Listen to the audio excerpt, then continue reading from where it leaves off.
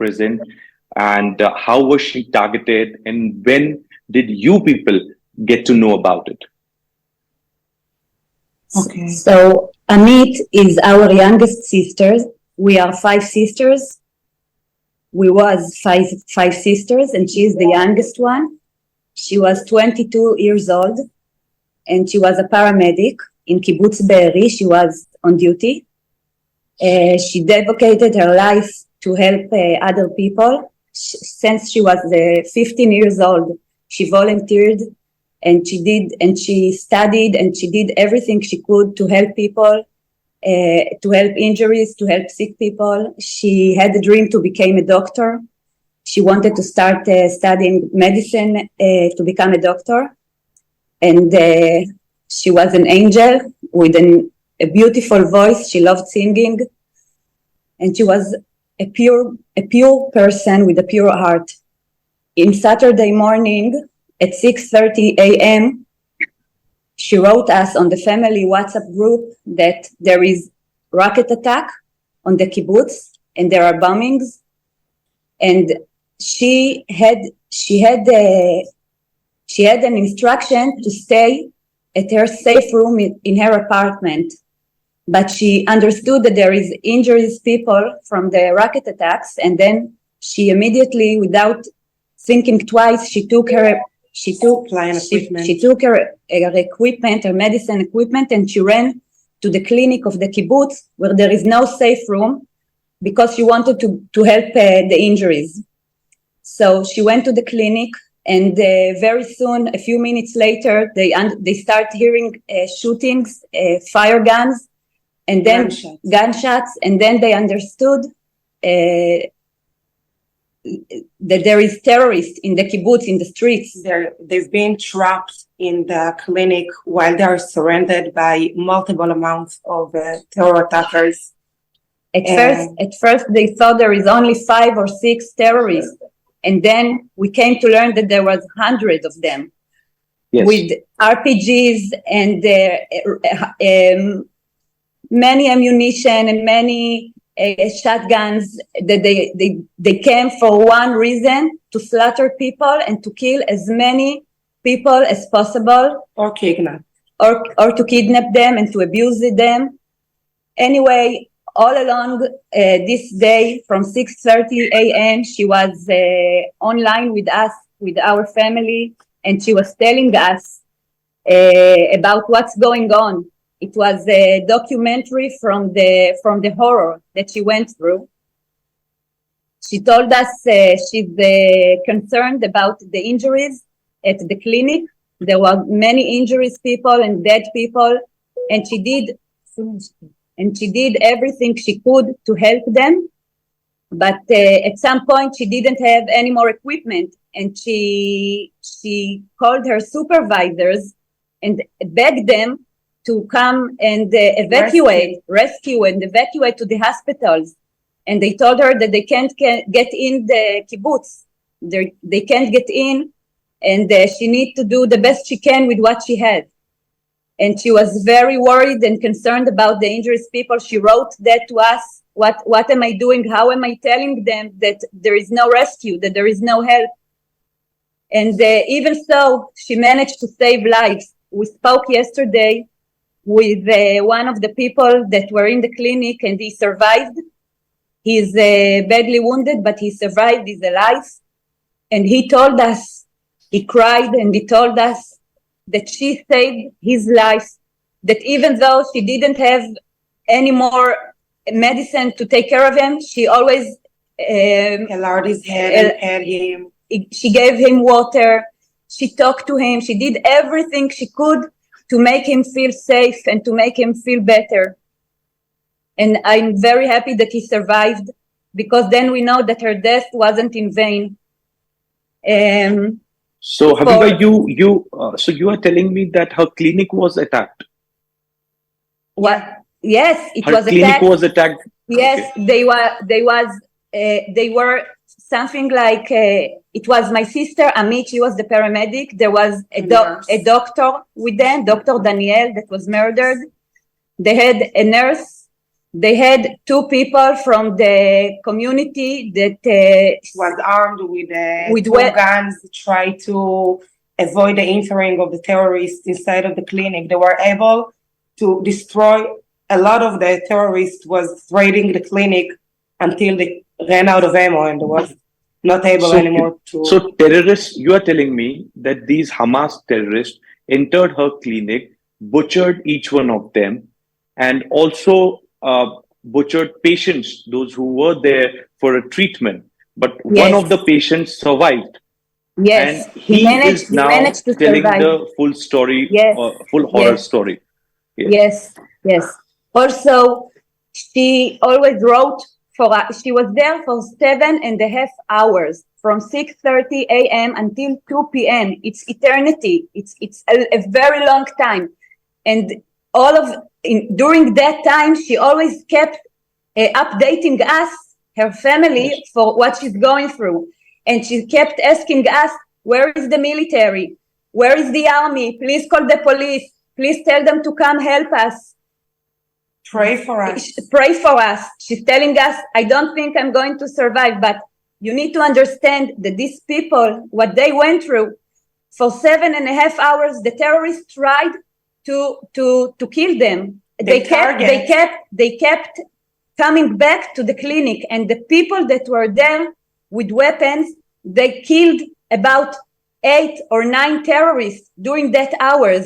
They did heroic things that can't be imagined. While their own family are in the kibbutz, their children and wives in the kibbutz, in their houses, and they are in the hugest dilemma ever, if to keep protecting the clinic or run to save our own families.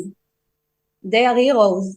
My sister is a hero, and they are heroes, and they went through hell. So your sister, she resisted terrorists entering her clinic. I'm sorry? Yeah, you understand correctly. Your sister resisted terrorists entering her clinic. The time when terrorists arrived at her clinic. Finally, at 1:50 p.m., around 1:50 p.m., she's writing us. They are very close. The terrorists are very close. They're getting inside again. We ran out of ammunition. At this time, they ran out of ammunition after all these hours. And she's telling us, pray for us. This time, I don't think we're going to make it. We have everything recorded, everything documented. And she's telling us, please be strong if something happens to me, because she knows that it will tear us apart. She knows how much we love her. She was our baby, our princess. She was an angel. And she's telling us, please be strong if something happens to me. And we are so concerned. We don't know what to do. We call the police. We don't know. We cry and we scream. And we are writing her in the group, please, Amit, please let us know. Are you alive? What's going on? Please, Amit. And then she does something incredible. She records us an audio message from her phone of I want you to listen to it. You will listen to it now. Yes. So she records us an audio message from her phone that the terrorists came inside the clinic, and she records. So we will have.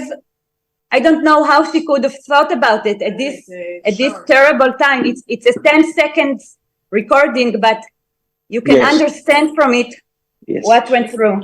I just must tell you and all of the audience to take a deep breath before the next record message, because it's just awful. You want? Okay, I will activate it now. Yeah.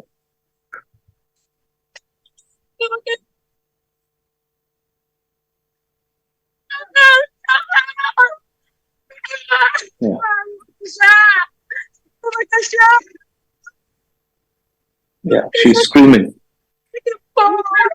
Yes, what this she's saying. This is at the time. This is at the time when the clinic was attacked. No, this is the time the terrorists got the clinic was attacked for hours, but this is the time, the second that the terrorists came inside and started butchering people. Slaughter them. As you can hear, the massive gunshot. Yes, and she's screaming. She's screaming. She's screaming. The name of someone that was there and was murdered.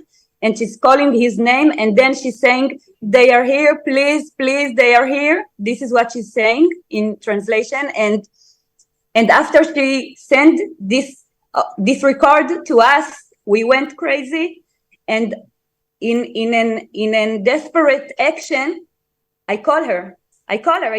We didn't know what else to do. I call her, and she answers. She answers the phone in her final moments, and she's telling me, "They shot me. They shot her between the legs." She's telling us that, and she's telling me they are on top of me, and they murdered everyone else. She's saying that to me on the phone. They murdered everyone else, and this time I'm not going to make it, and this is it. The phone goes down, and this was the last time we spoke with her.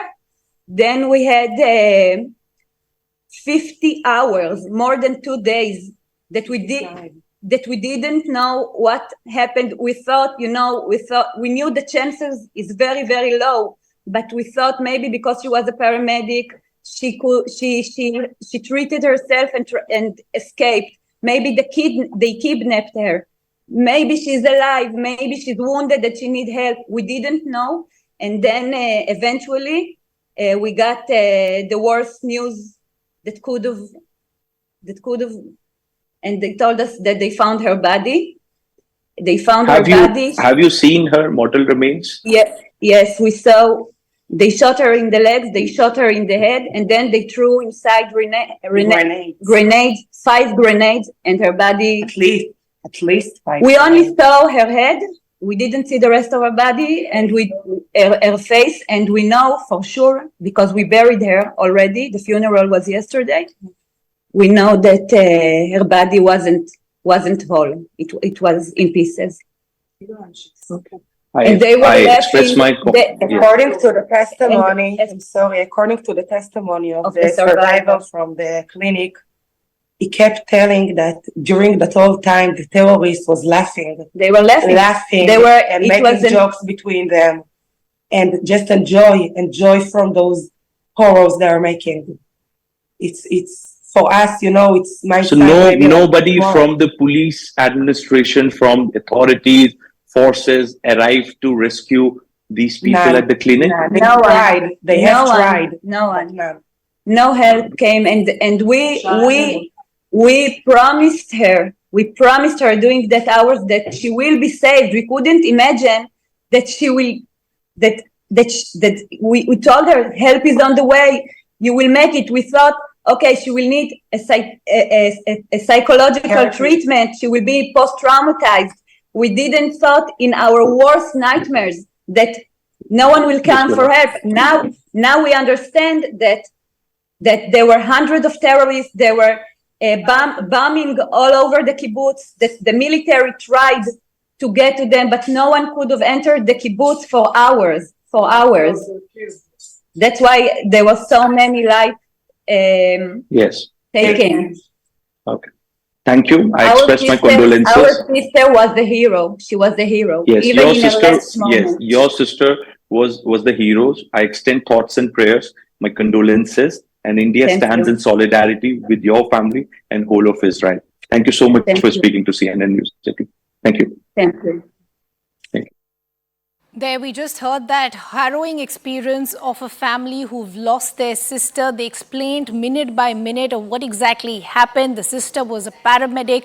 Her clinic was eventually attacked. She recorded a last voice message for her family, which helps them understand what really happened in the final minutes. Absolutely gut-wrenching stories that continue to come in. They were in conversation with our colleague, Siddhant.